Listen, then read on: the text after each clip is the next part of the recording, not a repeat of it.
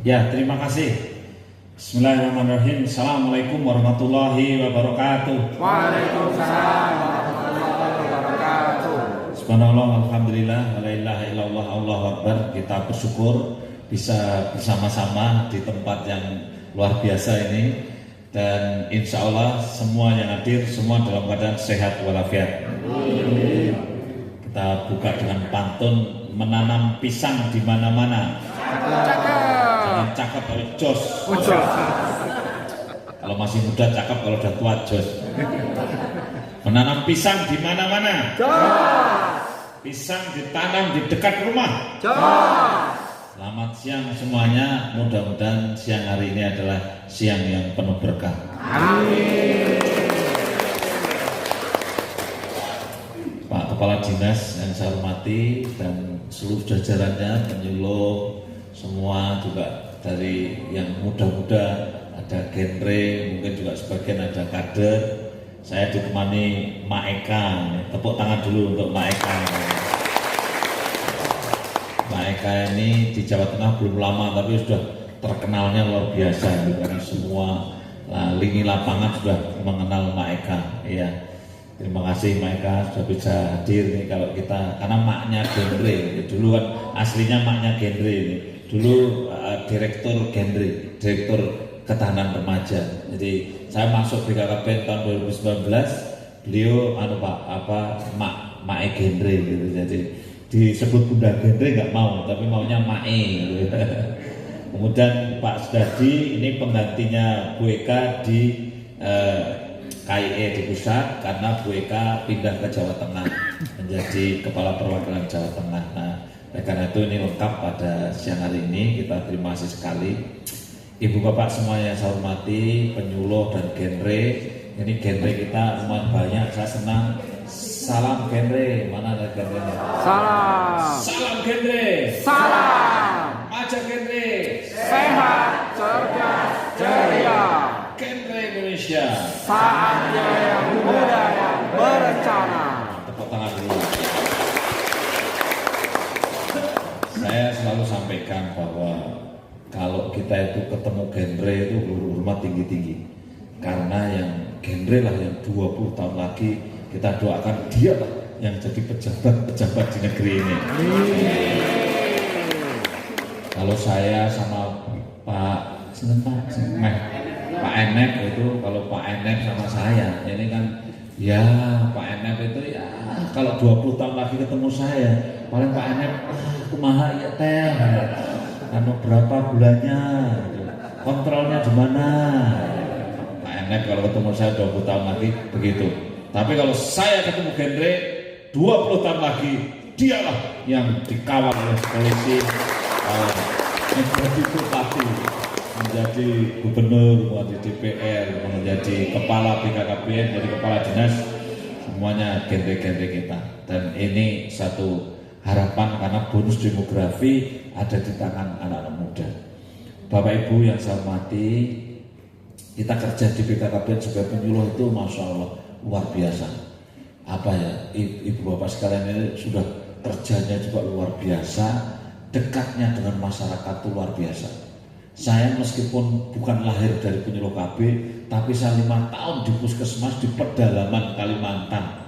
Saya kesana kemari dengan PLKB, namanya Pak Majedi, sampai ingat sampai sekarang, tahun 90 itu. Sekarang dia masih tinggal di hulu Sungai Mahakam, dan kalau ke kota kabupaten 2 hari 2 malam. Itulah hebat-hebatnya penyuluh KB yang ada di mana-mana di pelosok-pelosok itu. Dan penyuluh KB itu apa ya, yang manjing ajur-ajur lah kalau dalam bahasa Jawanya. Ngertos Pak aja kenal manjing ajur-ajur kumaha enggak ngertos ya.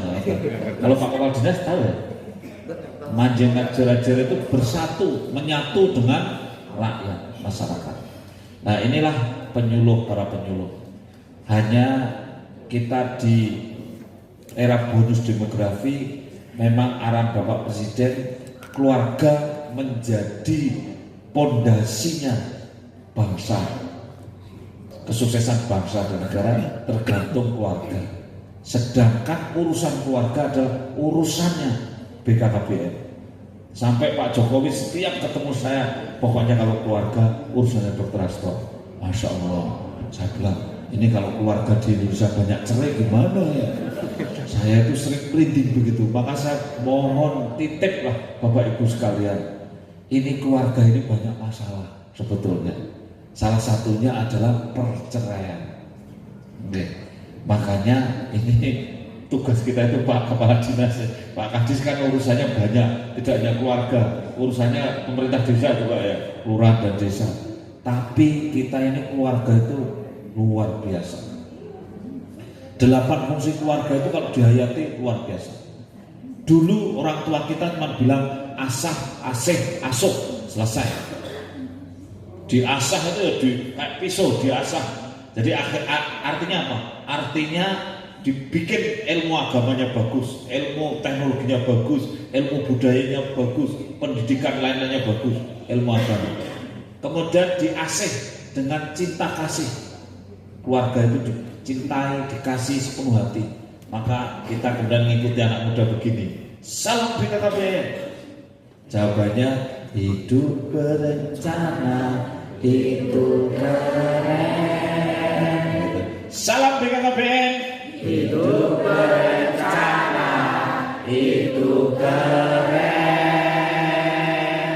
Wow, itu terus salamnya begini. Sebetulnya ini sarannya itu cinta kasih damai, supaya keluarga kita itu mencintai sepenuh hati, dan kita doakan keluarga-keluarga kita menjadi keluarga yang sakinah mawaddah warahmah. Amin. Tapi sebelum kita mendoakan orang lain, sebelum kita menjadi penyuluh orang lain, mestinya keluarga Bapak Ibu sekalian dan keluarga saya ini mudah-mudahan menjadi keluarga sakinah mawaddah warahmah. Ini karena apa? Nun sewu, kita itu ya sering ditegur sama Pak Kiai, Pak kalau bisa, saya ingat Pak Kadis dulu waktu saya masih jadi bupati di Kulon Progo itu dinasihati sama Kiai-Kiai itu, Pak kalau bisa Bapak kalau bicara hati-hati, karena Bapak kalau bicara juga harus bisa menjalani gitu. Sehingga jangan hanya menjadi memberikan itu hasanah, tapi harus menjadi uswatun hasanah.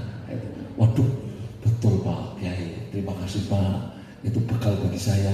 Kalau saya jadi dokter kebidanan tiap hari hanya nolong persalinan, tidak ada yang ngasih nasihat gitu. Nasihatnya cuma, Pak statusnya belum lengkap.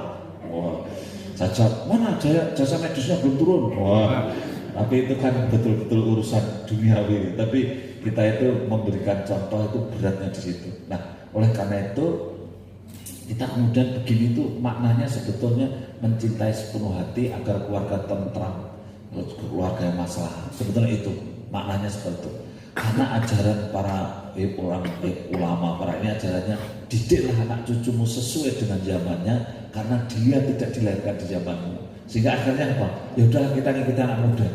Anak muda itu gini Pak sekarang. Wah, ayo sekarang ayo jangan begini anak muda itu. Kalau zaman Pak Kepala Dinas, zaman saya Bu Eka itu ya dulu cuma gambar godong waru gitu ya. Jadi toblos, wah sudah hatinya sudah terkenyut-kenyut itu. Tidak ada boncengan-boncengan seperti genre sekarang, nggak ada gitu. Pacaran kita dulu. Nah, oleh karena itu Bapak Ibu sekalian, kita itu problem utama itu bagaimana keluarga ini menjadi keluarga yang tentram. Kita memang membimbing supaya anaknya jaraknya terlalu dekat, kita pasang susuk tadi, kemudian kita pasang IUD, tetapi tujuannya biar tentram. Ini penting sekali, supaya tentram, supaya ekonominya terjaga dengan baik. Nah, anak itu ya kita ini Pak Dinas ini juga kiai ya, Bapak Ibu sekalian banyak yang ustadz tokoh-tokoh agama. Kita juga mengajarinya itu, menurut saya itu juga harus bagaimana jiwanya mereka itu diasah betul. Nah kita itu kalau mau memarahi anak itu kalau gimana? Kita menjadi penyuluh keluarga, penyuluh BKKBN itu hari ini Pak Jokowi itu bilang, Pak Hasto, kamu itu bukan penyuluh KB ya, bukan penyuluh kontrasepsi kondom, tapi kamu itu penyuluh keluarga. Oh memang, maksudnya Pak Jokowi gimana? Ya maksudnya itu keluarga itu banyak masalah, gitu. Bukan hanya masalah pasang kondom sama IUD, gitu. Jadi kalau pasang kondom sama IUD itu ya sudah sukses, gitu ya. Tapi keluarga itu banyak masalah, gitu. Nah makanya itulah yang menjadi PR kita. Sampai kita itu belajar, saya itu belajar bagaimana ya. Saya itu ahlinya kan pembidana, kemudian ahli saya itu bayi tabung. Jujur saya kalau belajar sperma sama telur katam saya. Dulu sebelum jadi bupati pekerjaan saya tiap hari mempertemukan sperma telur gitu aja. Ya tiap hari itu. Kemudian spermanya temukan telur terus simpen di kulkas. Jadi embrio simpen kulkas, kasih tanda. Ini punyanya Bu Hadi, ini punya apa? Bu Sri. Jangan sampai ini telurnya Bu Hadi masuk namanya Bu Sri gitu. Ada sebaliknya kan pernah kejadian begitu, ya pernah kejadian begitu, tapi tidak di Indonesia, di Malaysia. Jadi telurnya orang India, embrionya orang India, dimasukkan orang Cina. Lah begitu hamil lahir anaknya India, protes gitu.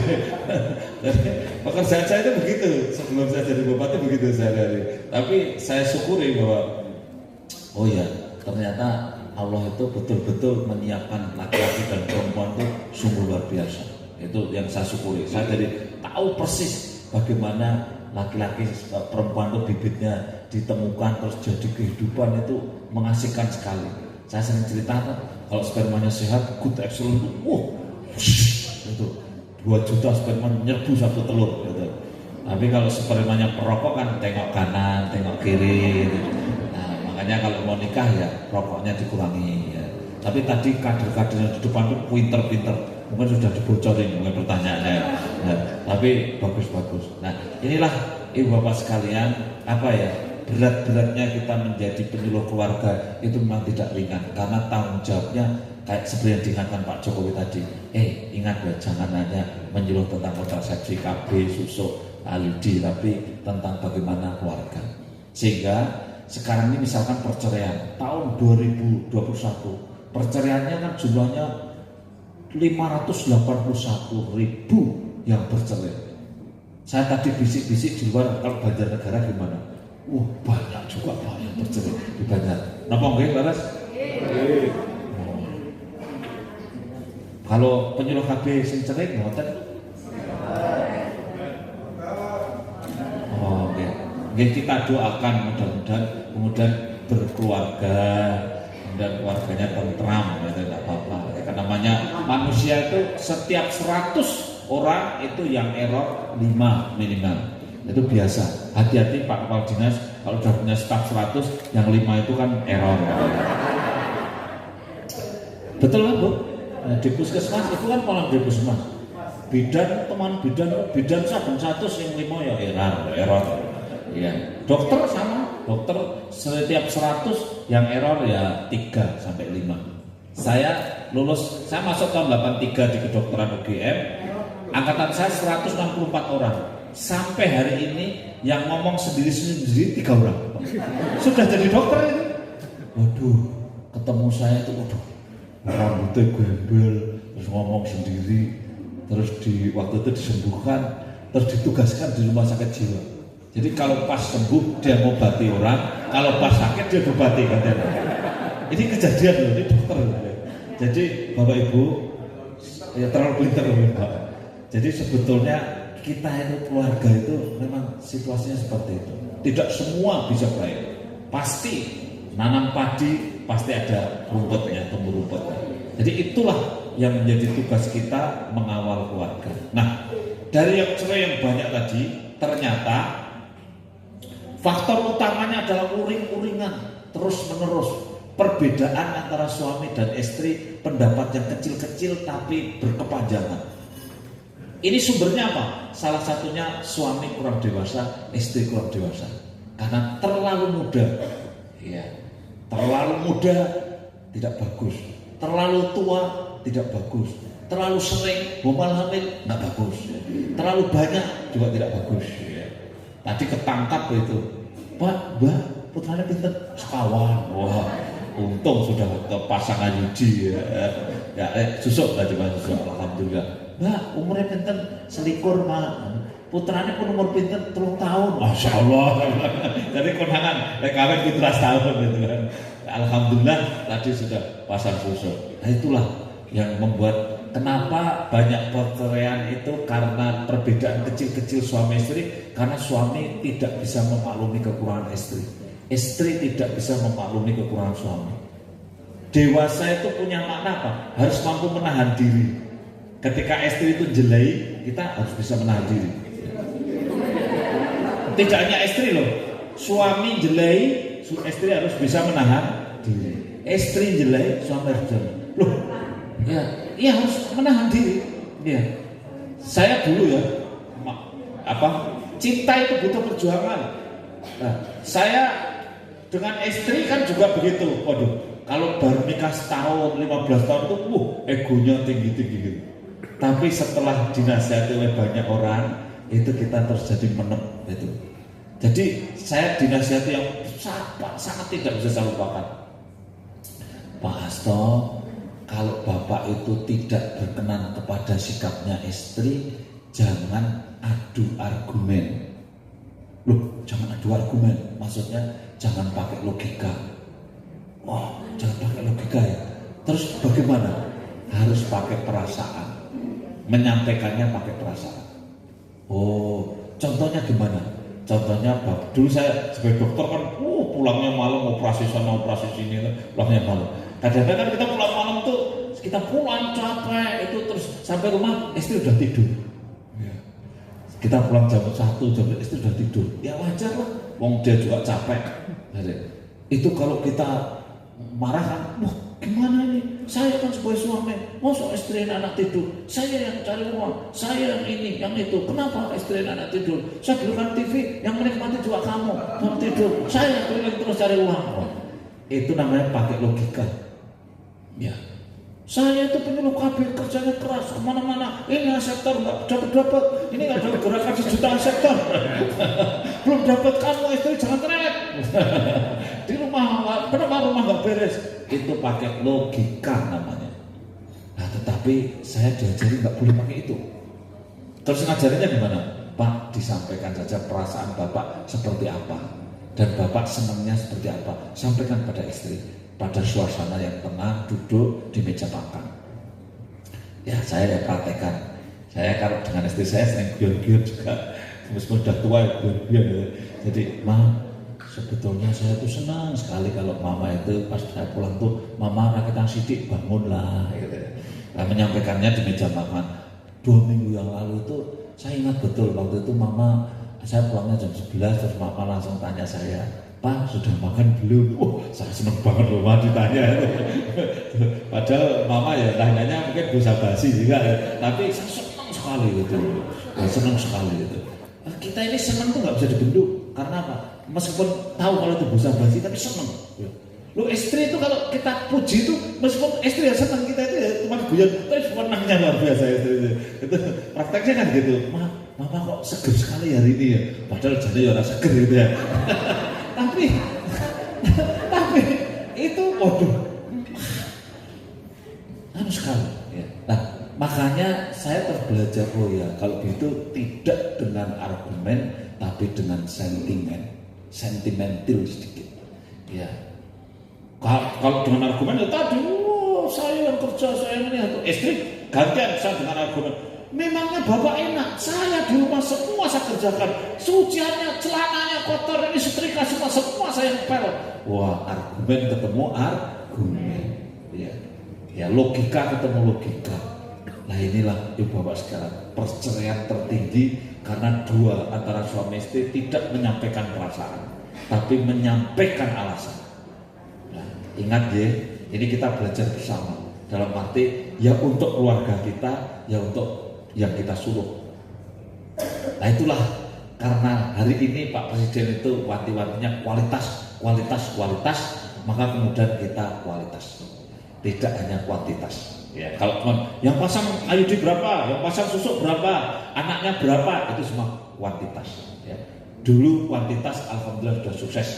Nah, meskipun kita masih bekerja keras, tapi sekarang ini kualitas, jaraknya harus bagus. Kemudian usianya juga harus bagus. Nah, itu semua kualitas. Sehingga anaknya tidak stunting. Ya. Karena kalau stunting, stunting pasti pendek, pasti tidak cerdas, pasti kalau sudah agak dewasa, sentral obes, gemuk tapi di tengah seperti saya. Gitu. Tapi saya tidak stunting karena saya agak tinggi dan waktu kecil saya sering makan itu Pak, apa iwak pitik gemurenan itu Pak. Ya, jadi, ya apa itu ya sego rasul karo nah itu ora gede Bu. Lah iki wis kok gemurenan suwiran kok. Yo suwirane lho nek bapakku gemuren kan tak tunggu tekan jam 09.00 bengi kan nanti pulang bawa berkat. Berkatnya nggak godong kelapa kan, gitu? Nah itu bapak saya itu. Terus nanti di dalamnya ada sego rasul itu sing apa nih? Sing ada ayam udah didoain sama gurih lah rasanya. Ya. Jadi terus yang kedua ada suwirannya ayam. Nah itu berebut itu saya. Nah itulah yang membuat saya tidak stunting. Ya. Semakin banyak genduri, semakin banyak tidak stunting. Gitu. Nah terus saya sering makan laron, ya laron yang terbang itu ya. Ya. Karena non saya Pak, saya anak nomor 8 karena dulu belum ada KB gitu. Saya anak nomor 8 dari 8 bersaudara. Kakak-kakak saya tidak ada yang kuliah itu nggak ada. Ya saya gederem untuk bikin kuliah. Ibu saya tidak lulus SD, jadi buta huruf ibu saya itu. Kalau bapak saya lulus SMP tapi SMP model dulu itu apa ya? SR terus di atas SR itu apa? Sedikit lah, apa di atasnya sedikit.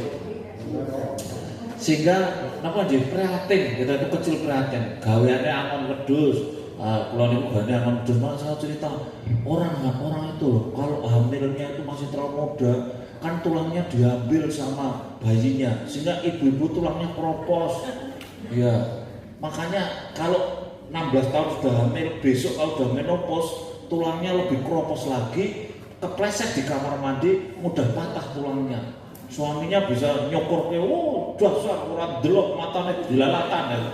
Suaminya nggak ngerti bahwa sebetulnya yang salah suaminya, kenapa dulu dihamili? Kan itu sebetulnya kan. Nah, padahal yang membuat keropos karena gara-gara dihamili pada usia muda. Saya contohkan, saya tukang angon wedhus, tukang angon sapi. Saya hafal, wedhus saya itu hamil 2 kali karena geretan tanduknya 2. Sapi saya itu hamil 2 kali, bunting 2 kali, karena geretannya 2. Pada saat hamil tanduknya diambil sama bayinya yang pedetnya itu. Kalau sapi namanya pedet, kalau kambing namanya cepe. Diambil cepenya sama pedetnya. Di dalam. Enggak tahu, Gendro itu ngerti cepe, ngerti pedet enggak. Nah, jadi begitu dia sudah tidak bunting, mulai lagi ya geretan dulu. Makanya saya bilang, ini ibu-ibu ini yang pakai kerudung ini, kalau punya tanduk tak buka aku ngerti loh, hamil pempiro. Nah, itulah Allah menciptakan kita itu dengan berbagai macam pertanda. Nah, saya sering cerita dan ibu-ibu sudah mendengarkan bahwa memang Allah menciptakan kita ini, template-nya manusia itu 2 tahun, 24 bulan. Sehingga ubun-ubun kita ini ditutup itu 2 tahun, 24 bulan. Jadi 2 tahun sudah nggak ada ubun-ubunnya, tulang ketemu tulang. Maknanya apa? Otak sudah fix. Kalau toh tambah tinggal sedikit sekali. Dan perintahnya sempurnakanlah menyusui sampai 24 bulan. Oh, gimana? Perintahnya sama kenyataannya sudah match ya. Siapa lagi yang tidak percaya? Nah, makanya 2 tahun 1000 hari kehidupan pertama itu sudah sangat-sangat luar biasa.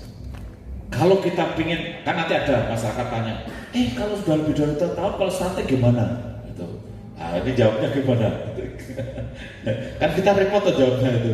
Jawabannya, ya kalau sudah di atas 2 tahun itu sudah fix. Otaknya itu nambahnya tinggal sedikit. Jadi kalau dulu sebelum 2 tahun itu dirawat dengan baik, anaknya tuh badannya bisa tinggi 170. Tapi gara-gara 2 tahun yang gak bagus, besok itu hanya 155. Ya patut tambah, tapi mencapai hanya 155. Itu contoh. Kalau dulu 2 tahun pertama itu otaknya full, dia bisa sekolah juara, jadi dokter, jadi apalah.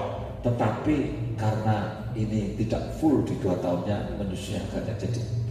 Nah itulah ibu bapak sekalian, sebetulnya apa yang kita sampaikan itu ilmu Tuhan yang sudah ada di alam ini. Jadi kita senang sekali menyampaikan hal seperti itu untuk pencerahan kepada keluarga. Makanya meskipun kita sudah senior-senior, belajar itu tetap harus belajar karena ilmunya sangat menarik. Nah inilah yang saya harapkan supaya para penyuluh itu selalu belajar gitu. Dan saya kira apa yang kita lakukan itu kebaikan semua. Dan yang terakhir, di BKKBN kita berusaha keras penyuluh ini. Tadi disampaikan Pak Kepala Dinas, wah kurang Pak, jumlah penyuluhnya kurang. Saya itu yang prihatin begitu masuk BKKBN itu, waduh kurang. Di sini juga kurang ya, sudah kurang ya, kurang. Apa ini? PPKBD. Iya, PPKBD itu. Ya, Bapak kan asmane Pak Sukanto. Pak Sukanto ini kan PPKBD. Jadi penyuluh keluarga berencana di tingkat desa. Punya anak buah namanya sub PPKBD. Gajinya ya pakai yen, tidak pakai rupiah. Yen ono, yen kelingan, yen isih, yen dan seterusnya. Nah itu kan kita mikirkan seperti itu kan sedih Pak ya. Makanya sebetulnya kita ini membuka peluang P3K sebanyak-banyaknya itu sebetulnya salah satunya untuk itu. Sehingga kita bersyukur sekali kemarin dikasih sudah 2.000, yang angkatan kedua dikasih 4.000, yang terakhir ini yang clear 2.000, tetapi tahun depan saya masih dijanjikan 4.000 ya. Nah ini makanya nanti kesempatan untuk belum tes P3K. Terus ada yang penempatannya itu tidak sesuai ya. Saya sudah menghadap Pak Menteri, Pak Anas kemarin, terus langsung Pak Menteri, ya sudah kamu susun lagi, nanti diajukan ke saya gitu. Alhamdulillah, ini saya susun lagi Pak izin supaya mereka biar penempatannya diupayakan sebaik mungkin. Mudah-mudahan mohon doanya, kemarin Pak Presiden pidatonya gajinya PNS dinaikkan, mudah-mudahan gajinya P3K juga harus dinaikkan. Jadi juga jangan lupa PPKBD. Oh, nanti kita harus gimana PPKBD ini Pak. Jadi makanya begitu pensiunan dinaikkan, PNS dinaikkan Pak, itu kita sama-sama dengan Pak Kepala Dinas nanti kita jadi harus mikirkan PPKBD dan sub PPKBD. Jangan lupa tim pendamping keluarga menjadi sahabat kita bersama, itu menjadi mitra kita untuk kemudian kita bisa sama-sama ya, untuk bekerja di tengah-tengah masyarakat. Mungkin itu beberapa hal yang bisa kami sampaikan, kurang lebihnya kami mohon maaf. Kita insya Allah lain kali kita bisa ketemu lagi dalam jumlah yang waktu yang lebih lama dan juga mungkin bisa diskusi yang lebih panjang. Tapi Pak Kadis silahkan nanti kalau ada 1-2 yang memberi masukan, karena saya ke daerah ini sering mencari masukan ya. Jadi kalau ada yang beri masukan kami masih memberi waktu untuk beri masukan. Saya akhiri dengan salam penyuluh KB ya. Salam penyuluh KB. Sehat, semangat, luar biasa. Salam penyuluh KB. Sehat, semangat, luar biasa. Salam genre. Aja genre. Sehat, cerdas, ceria. Genre Indonesia. Seandainya budaya berencana. Tepuk tangan dulu. Yang terakhir ini salam BKKBN ya. Saya bagi 2, yang kanan nadanya naik, yang kiri nadanya turun. Nah, saya latih dulu nih yang kanan ini ya. Kalau saya bilang salam BKKBN, jawabannya naik. Hidup berencana itu keren. Itu naik ya. Yang kiri ini turun. Kalau saya bilang salam BKKBN, hidup berencana itu keren. Turun ya. Nanti saya ikut yang naik karena ini jumlahnya sedikit ya. Kita coba dulu yang naik. Salam BKKBN. Hidup berencana itu keren. Saya coba yang turun. Salam BKKBN. Hidup berencana itu keren. Ah, udah waras, lumayan. Sekarang bareng ya. Salam BKKBN. Hidup berencana itu keren. Tepuk tangan. kasih. Mencebur di tepi pantai. Mencebur di tepi pantai. Bersyukur. Ceramah saya sudah selesai. Terima kasih. Bila taufik wa hidayah. Assalamualaikum warahmatullahi wabarakatuh. Sekali lagi tepuk untuk Pak Menteri.